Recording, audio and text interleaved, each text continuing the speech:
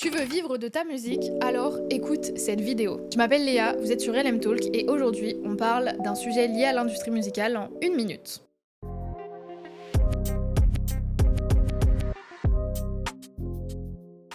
Les streams, c'est bien, mais ce qui peut réellement te faire vivre de la musique, c'est notamment l'édition musicale. L'édition musicale, c'est la partie qui gère la chanson en tant qu'œuvre écrite. Ce sujet-là, on en a déjà parlé dans l'épisode 2 de mon podcast LM Talk avec Céline Baconde, que je t'invite fortement à aller voir. L'édition musicale, c'est le fait de gérer et d'exploiter l'âme de la chanson, donc les paroles, l'instrumental.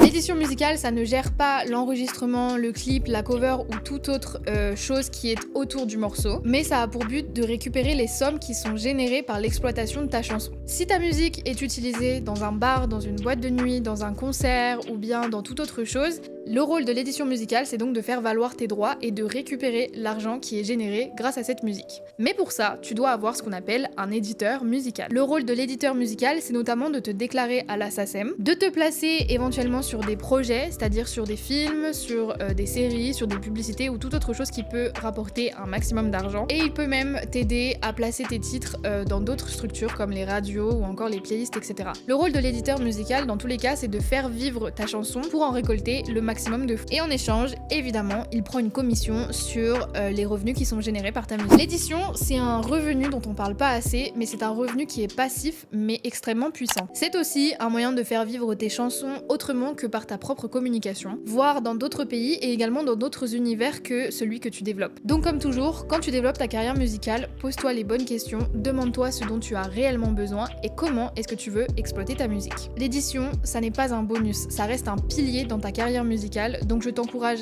réellement à te renseigner sur ce sujet et également, évidemment, à aller visionner le podcast que j'ai réalisé avec Céline Baconde. En tout cas, si tu as d'autres commentaires à faire sur l'édition musicale, n'hésite pas à le dire justement en commentaire et nous, on se retrouve bientôt pour une nouvelle vidéo sur un sujet lié à l'industrie musicale.